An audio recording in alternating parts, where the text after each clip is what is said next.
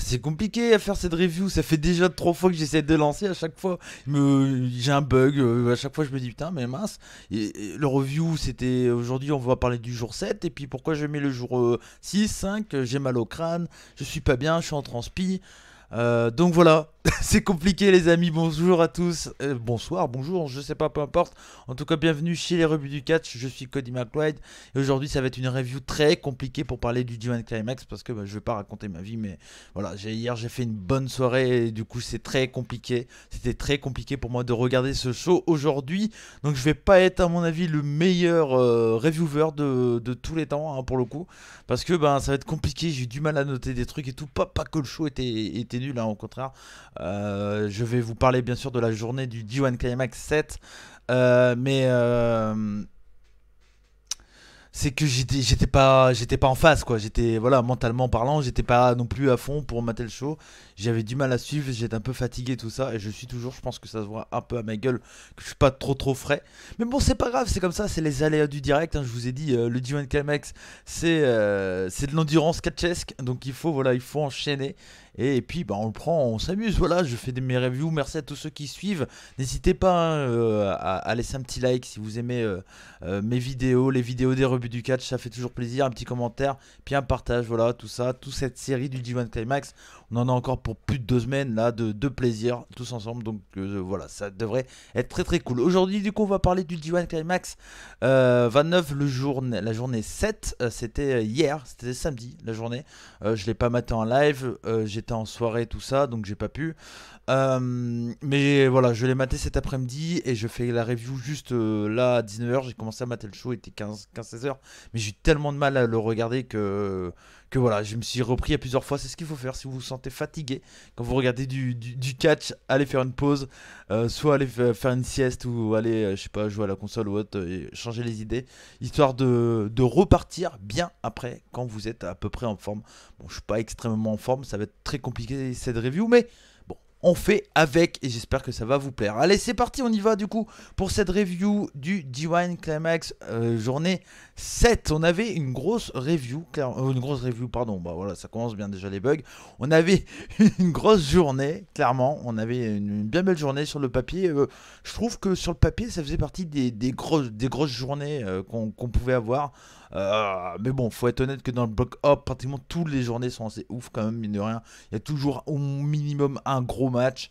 Et dans le bloc B, c'est un peu la même chose. Un peu moins fort quand même ce bloc B. Même dans la qualité des matchs, je pense que ça se ressent un peu, même si on a quand même des très bons matchs. Hein. Voilà, John Moxley, Ishii, hein, je pense qu'il y a plusieurs d'entre vous qui l'ont apprécié, d'après ce que j'ai lu sur les réseaux sociaux. Mais bon, voilà, pour moi quand même, le gros bloc, c'est le bloc A. Et ça se ressent un tout petit peu. Aujourd'hui, donc du coup, on va parler du bloc A. Le premier combat, c'était Zack Sabre Jr. contre Bad Luck Fale. Zack Sabre qui avait toujours 0 victoire, donc c'était un match assez important pour lui. Si vous voulez gagner, ça va être très compliqué parce que clairement, il part avec un gros handicap, hein, surtout quand on voit que les deux premiers, ils avaient 6 points. Lui, il en avait 0, donc c'était très compliqué pour lui. Clairement, il s'en doute hein, dans le gimmick qu'il va pas gagner le tournoi, le G1 Climax, mais voilà, il va essayer de piquer des victoires aux favoris pour les faire chier tout simplement. Et face à lui, du coup, il avait Batlock Fale, le Rock Général, hein, qui avait 2 points. Il avait pris juste une victoire contre Sanada, non, contre Evil, je crois, en début de G1, si je dis pas de bêtises, aux États-Unis. Donc voilà, j'ai vraiment bien aimé la construction moi, de ce combat, de ce Zack Sabre Jr. Bad Luck Fale. J'ai trouvé la construction du match hyper intelligent parce que d'entrée de jeu, Zack Sabre attaque les jambes de Bad Luck Fale parce qu'il essaie de faire des soumissions dessus, tout ça. C'est la sensu Zack Sabre Jr. comme j'aime le dire. Et clairement, ça c'est très cool. J'ai vraiment bien aimé ce match. Pour moi, c'est le meilleur de Bad Luck Fale, je trouve, dans ce G1 Climax. Pour le moment, même au-dessus de son match contre Okada. J'ai trouvé qu'on a oublié les lacunes de Bad Luck Fale dans ce match-là. C'est rapide, fluide, il n'y a pas eu de temps mort, il n'y a pas eu de moment où bon, c'est un peu chiant tout ça. Non, franchement, j'ai trouvé le match très très intéressant du début à la fin. Et j'ai bien aimé la fin du combat en fait, où ils sont allés dans le public, tout ça, il y a eu une brawl. Puis à un moment, il y a Zack Sabre Jr. qui a fait une soumission avec la jambe autour du cou, en même temps il tient le bras et il serre un peu la nuque. Voilà, une soumission à la Zack Sabre Jr. comme il y a pratiquement que lui qui sait le faire ça. Et donc il fait ça et puis il remonte dans le ring, il court, il court, il court. Et le temps que Bad Luck Fale arrive, il est arrivé à 20 quand il était juste aux abords du ring. Mais il n'est pas arrivé à temps pour remonter dans le ring. Donc du coup victoire par décompte à l'extérieur, mais c'est compte comme une victoire hein, dans le G1 Climax pour Zack Sabre Jr. du coup qui gagne son premier combat. Ça décrédibilise pas du tout l'ami Bad Luck Fale, bien entendu, je m'excuse pour Facebook. Ça décrédibilise pas du tout l'ami Bad Luck Fale, hein, vous vous en doutez. Mais par contre, voilà, c'est une victoire très intéressante, je trouve, pour Zack Sabre Jr. Je pense que là, il va avoir une win streak un peu. Il va sûrement prendre une grosse victoire contre quelqu'un. Je sais pas trop qui encore, mais on va voir. Je pense que quelqu'un comme contre Kenta. Il me tarde de voir ce Zack Sabre Jr. Kenta. Ça va être quelque chose, je pense. Ça va être assez exceptionnel. Mais on va voir ce que ça va donner. Donc voilà, une belle victoire de Zack Sabre Jr. Zack Sabre qui se retrouve donc avec 2 points. Et Fale également avec 2 points. On passe au deuxième match qu'on va chroniquer aujourd'hui. C'était Lance Archer qui avait 4 points contre Hiroshi Tanahashi qui avait 2 points. Je vous l'avais dit, moi j'adore l'histoire de Hiroshi Tanahashi dans ce tournoi. Je trouve qu'elle est parfaite, elle est super bien racontée et super bien jouée, on y croit et c'est fou, c'est quelle star que c'est quand même ce mec. Moi, il y a un truc toujours qui m'impressionne quand je vois Hiroshi Tanahashi, c'est les fans qui sont complètement tarés quand Tanahashi est là quoi. Le mec c'est Claude François dans les années 70-80 en France quoi. Enfin la comparaison un peu chelou. Mais, mais vous voyez ce que je veux dire, c'est quelqu'un qui franchement il peut pas mettre un pied devant sans que les fans sont là. Waouh, Tanahashi, Tanahashi. Enfin, voilà, c'est assez exceptionnel quand même, je trouve. C'est rare. J'ai pas de souvenir qu'un catcheur comme ça ait autant de réactions, je trouve, dans notre pays, par exemple. Peut-être au Mexique, hein, on sait que les luchadors sont très, très, très, très respectés et connus et aimés par les fans au Mexique. Mais par exemple, aux États-Unis, si, peut-être Kenny Omega. Peut-être Kenny Omega, clairement. Kenny Omega, un peu ça. Aux États-Unis, il est hyper apprécié. Mais pas qu'aux États-Unis, hein, quand il était au Japon, c'était un peu pareil. Mais voilà, je pense pas qu'un mec VVE ferait autant réagir un public, quoi. Alors, vous allez me dire, oui, si, c'est Rollins quand même, machin et tout. Ouais, mais pas au point d'un Tanahashi, quoi. Voilà, Tanahashi, c'est quand même assez ouf. Ce qui lui a. Enfin, le lien qu'il tient avec son public, quoi. C'est vraiment incroyable. Le mec, il s'essuie dans des serviettes et puis il redonne la serviette et les gens sont contents parce qu'ils ont un peu de transpiration de Tanahashi, quoi. C'est quand même. C'est pas normal, quoi. Enfin, voilà. C'est quelque chose d'exceptionnel, quand même, je trouve. Donc voilà, ça, c'est vraiment le truc qui me marque tout le temps dès que je vois Tanahashi. Et d'ailleurs, je pense que si je serais dans le public, genre, je serais le premier content. Enfin, je serais le premier mec à être aussi taré en voyant Tanahashi, quoi.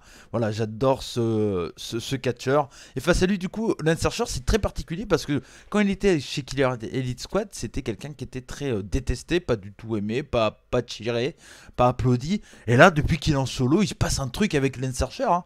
Là, il faut en profiter, les amis de New Japan. Il faut lui donner un titre solo, hein. Assez rapidement, je pense. Le titre Never ou le titre US, je pense que le titre US, ça va l'aller parfaitement.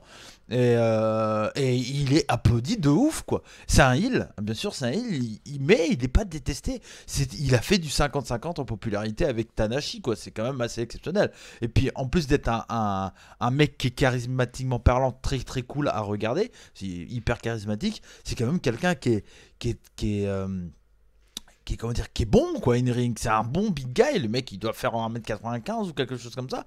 Il fait des moves quand même, ouais, il fait le splash où il tourne là, il prend un pied sur les cordes, il tourne en l'air pour tomber en splash sur son adversaire. Putain, quand tu fais pratiquement 2 mètres, c'est cool ce move. Quand il marche sur les cordes à l'Undertaker, mais c'est super bien, c'est propre. C'est un bon big guy, il me fait vraiment penser à Taker dans sa bonne période. C'est un peu le même style de catcheur qui arrive, les gros big guys là, voilà, mais qui arrive quand même à te poser des gros moves un peu at flying, tout ça, ou quand il fait la Swanton Bomb à l'extérieur du ring, ce genre de truc. C'est vraiment très très bon catcheur, et du coup on a eu un match vraiment très très cool, pas au point de le voir à tout prix, mais si vous avez le temps je vous le conseille clairement. J'ai vraiment bien aimé l'histoire qui a été racontée dans ce match, pardon, et voilà, donc c'était super cool. À la fin du combat, Tanahashi a surpris Archer avec une victory road, comme ça, voilà, c'est une floute victory, hein, comme ça. Tanahashi surprend Lance Archer, mais ça discrédibilise pas du tout Lance Archer. Donc voilà, victoire de Tanahashi qui se retrouve avec 4 points, Archer également avec 4 points. Mais franchement, Lance Archer, ouais, je le vois très très bien. Un futur champion solo, pourquoi pas Never, ou pourquoi pas également, bien entendu, champion US, ça pourrait être très très cool. Et puis le titre US est jamais allé du côté de chez Suzuki Gun, donc pourquoi pas. Pourquoi pas. Donc voilà, en tout cas, c'était un bon match, vraiment un bon match. Pas à voir, mais voilà, un bon match. J'ai pas noté de notes, mais je pense que ça vaut bien un 3,5 par exemple, ou ce genre quelque chose comme ça. C'était vraiment un bon match, voilà, c'est passé très très bien. On enchaîne du coup dans cette journée avec Kenta qui défiait le méchant Kenta, ouais. Le Kenta, c'est un méchant. Kenta, c'est un arrogant, un striker comme moi je les aime. C'est clairement mon catcheur de ce tournoi également avec Hiroshi Tanahashi. Je trouve qu'il est hyper pertinent dans son catch. Il tape fort, mais qu'est-ce qu'il tape fort quoi. Il a quand même mis des coups de pied quand même et tout, ça c'est fou. Fait fort. Ça se met bien dans la gueule. C'est vraiment dommage qu'il n'est pas dans le groupe de Ishii parce que Kenta Ishii, pour le titre Never Kenta Ishii. Moi je veux voir ça. Et je pense que je pense qu'ils vont partir là-dessus parce que on sait que Shibata était un gros champion Never quand il catchait. S'il continue sur le délire de Shibata, voilà, proche de Kenta, tout ça, ils vont partir sur Kenta Ishii pour le Team Never. Et là, clairement, ça risque d'être assez incroyable. Ça va se mettre dans la gueule et c'est très cool parce que le Team Never, c'est un peu ça pour moi. C'est des combats où, voilà, c'est du gros Puroresu avec des gros strikes comme à l'ancienne, que voilà, dans le gros style Puroresu. Donc, moi, c'est ce que j'aime dans les matchs de Kenta. Et pour le coup, Evil, c'est un peu ce genre de mec aussi. C'est un bagarreur, Evil. Hein. C'est un brawler, c'est pas un grand catcheur. Il n'y a pas des moves exceptionnels, mais quand il faut se mettre dans la gueule, il le fait. Et là, pour le coup, il a fait un super match. Une construction très classique. Voilà, les mecs qui se mettent dans la gueule. Une bonne bagarre. Peut-être pas au point de John Moxley contre Ishii. Même si ça restait quand même une très très bonne bagarre, encore une fois. Ce Kenta Evil. Ils se sont défiés sur leur force, sur leur puissance. Et il y a eu aussi également une brawl à l'extérieur du ring. Assez classique pour le coup. Puis après un fin de match, où ça s'échange énormément de coups. Kenta finit par faire son go to sleep dans le ventre, mais super bien vendu, je trouve, par Evil, parce que il se prend le coup de genou ici, et du coup, il tombe, et là, quand il se prend le coup de genou, il tombe direct à plat ventre, quoi. Il fait pas de tour sur lui ou autre, il survend pas du tout, et je trouve, pour le coup, là, même si c'était pas porté à la tête, c'était hyper crédible comme coup, je trouve, ce coup de genou là qui arrive à fouetter le torse de Evil. Et Evil a super bien joué, je trouve, c'était vraiment très très plaisant. Et donc victoire de Kenta qui est premier pour le moment avec 8 points, hein, sans faute, 4 matchs, 4 victoires pour Kenta. Et face à lui, il aura... face à lui. Excusez-moi. Et Evil, il a 4 points. Et donc voilà, donc c'est très intéressant. La suite pour Kenta, ça va être Okada la prochaine fois. Voilà, on va y revenir, mais ça va être le match qui va peut-être tout changer dans le tournoi. On va voir ce que ça va donner, mais voilà, ça risque d'être très très intéressant ce Okada Kenta. J'ai vraiment très très hâte de le voir également, ça va être très très cool. Pour moi, c'est un match à voir. Voilà, j'ai vraiment bien aimé. C'est pas un match extraordinaire, mais c'est vraiment quand même un bon match. Ça se passe très très bien. Petit moment un peu de temps en temps, un peu de faux rime, tout ça, mais bon voilà, c'est pas trop dérangeant je trouve. Voilà, c'est pour moi un match à voir, c'était vraiment bien. Voilà. On passe à la suite, à l'avant-dernier match, à la semi-final entre Kota Ibushi et Sanada, les amis. C'était un match que j'attendais beaucoup et j'ai clairement pas été déçu. Vous le savez, sûrement si vous me suivez quand je parle de NJPW sur la chaîne des rebuts du catch. J'aime beaucoup les deux. Sanada, je l'aime vraiment beaucoup. Il y a eu au début un peu de chain wrestling et après il y a eu un enchaînement de moves avec des surpassements, des drop down, leapfrog, tout ça. Enfin, plein de moves assez basiques, on va dire, dans le catch, mais qui étaient très très cool, clairement. C'était très très bien. Le match, c'est un gros 50-50 du début à la fin. Il n'y a pas vraiment quelqu'un qui domine. Il y a un petit moment où il y a un peu d'euphorie, mais voilà, c'est du grand classique. Mais c'est toujours cool, quoi. C'est toujours très très bien à suivre. C'est vraiment bien. La fin de match est assez extraordinaire. Il y a des faux finishes de partout. Mais quand je vous dis partout, c'est de partout, hein. Là, clairement, on est incapable de dire qui peut gagner. Puis au final, c'est Ibushi qui arrive à porter un boumaillé, hein, le Kinshasa de Shinsuke Nakamura. Le boumaillé, c'était le nom au Japon. Puis il y a le tombé, near fall, puis il enchaîne avec un Kamagoye pour la victoire. Un gros match, vraiment un très très gros match. C'est un match à voir, bien entendu. Ne passez pas à côté, c'est vraiment très très plaisant. Ouais, c'était vraiment très très cool, très très cool, un très très bon match. Victoire de Ibushi qui se retrouve donc à 4 points, qui remonte petit à petit, hein, voilà, il fallait s'en douter. Et Sanada qui se retrouve à 2 points. C'est pareil que comme Zack Sabre Jr. Sanada, il va prendre une ou deux grosses victoires, je pense, mais pas plus. Voilà, ça pourrait être Sanada qui pourra faire tomber, pourquoi pas Kenta, hein, pourquoi pas. Ça peut être assez intéressant. Sanada, je pense. Moi, je sais pas trop, moi personnellement. J'aurais bien donné la victoire sur Kenta à quelqu'un comme Zack Sabre Jr. par exemple, qui est vraiment un très très bon soldat de New Japan, je trouve.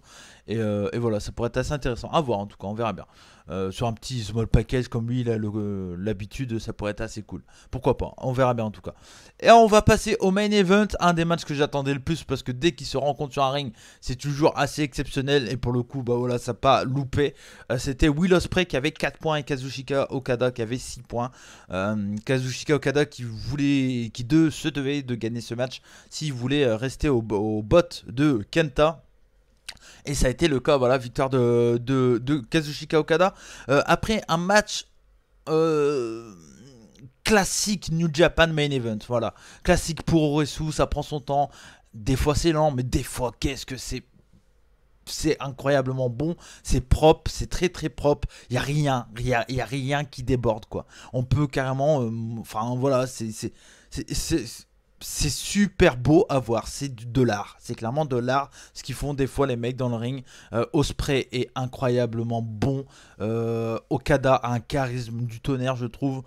J'adore Okada, j'adore Ospreay, c'est peut-être les deux meilleurs catcheurs au monde qui s'affrontaient là, et clairement moi personnellement, encore une fois, ils m'ont pas du tout déçu. C'était très très cool, très très bien. Les 10 dernières minutes, comme dans l'habitude dans ce genre de match, sont incroyablement cool. C'est un des gros matchs du G1. C'est pour ces matchs-là qu'on regarde le G1 Climax. Clairement, c'est pour voir ce genre de truc. Je ne serais incapable de dire si c'est le meilleur match entre Ospreay et Okada. Mais je trouve que cette rivalité entre Okada et Ospreay, entre le champion junior et le champion heavyweight, qui est cool, c'est très intéressant. On ne sait pas si un jour Ospreay arrivera à battre Okada, et si un jour ça arrive, ça va être mortel, ça va être mortel. Moi personnellement, je pensais que ça allait arriver là, je vous l'avais dit, je voyais l'upset arriver. Mais non, on va voir ce qu'ils vont faire. Je pense ils vont faire perdre Okada contre Kenta, je pense. Je pense qu'ils veulent vraiment faire croire aux gens que Kenta va gagner le tournoi, clairement, je pense. Je pense pas que ça va être le cas. Mais ouais, je pense que ça va être. Ils vont partir là-dessus, ils vont dire allez, Kenta va gagner, puis au final il y aura un dernier truc dans la dernière journée pour changer tout ça. Et je pense que ça va être un truc du style, mais en tout cas, voilà, c'était un très très bon match. Victoire bien entendu d'Okada sur son Rainmaker, hein, voilà, fallait pas douter. Mais un super match, bien sûr c'est un match à voir, il y a ne passer surtout pas à côté de ce match. C'est un très très bon match qui se place clairement dans mon top 5 des matchs de ce D1. Je vous le dis lors des prochaines vidéos quand je ferai le bilan de ce D1 Climax, c'est sûr que je parlerai de ce match parce qu'il était très très bien. Du coup victoire de Okada qui a 8 points, Ospreay qui a 4 points, mais c'est pas grave. Voilà, Ospreay on sait qu'il n'était pas là pour gagner non plus, fallait pas exagérer, mais bon c'est pas perdu non plus encore, mais bon j'y crois pas trop quand même, du coup à la prochaine journée le main event ça sera Okada contre Kenta, et là donc les deux premiers qui sont à égalité, hein, ça va être assez exceptionnel je pense, ça risque d'être très très cool, j'ai vraiment hâte de voir ça, ça va être du frais, une affiche 100% fraîche, et voilà ça va être très très bien les amis. Et donc voilà pour cette vidéo, pour cette review du journal du D1, pour le D1 Climax, la journée 7. Nous, on se retrouve du coup pour la prochaine journée, c'est mercredi, le 24. Il y a une journée, je crois, du bloc B. Après, il y a une pause jusqu'au samedi, je crois. Après, ça revient le samedi 27, je crois. Si je dis pas de bêtises, donc comme ça, je vous ferai la vidéo, la review du jour 8, hein, du coup, du groupe B. Je pense que je ferai ça. Je la tournerai le mercredi, mais je la sortirai le jeudi, je pense. Ah, peut-être pas le jeudi, peut-être le... Bon, on verra bien, je verrai bien en fonction de... Si j'ai le temps, j'essaierai de la sortir le jour même, le mercredi, mais bon, ça va être assez compliqué, sinon je la sortirai peut-être en matinée ou quelque chose comme ça, le jeudi. Bon, vous savez, hein, généralement je sors pas de vidéo le jeudi, parce que bah on a notre émission, donc voilà, on a le rebut hebdo, donc on va pas se faire de l'auto-concurrence, voilà. Merci à vous tous de m'avoir suivi, c'était assez compliqué mais ça fait plaisir, ça m'a fait plaisir de parler catch encore une fois comme d'habitude bien entendu. Voilà, un petit rototo, on est un peu obligé sur la chaîne des rebuts du catch. Merci à vous tous de m'avoir suivi, j'espère que cette vidéo vous a plu. Je vous fais des bisous, je vous dis à mercredi ou à jeudi pour Rebut Hebdo, et comme on dit chez nous, Banzai, et surtout n'oubliez pas, soyez curieux, un petit like, un petit commentaire, un petit partage, ça fait toujours énormément plaisir. Des bisous, ciao ciao, Banzai, soyez curieux.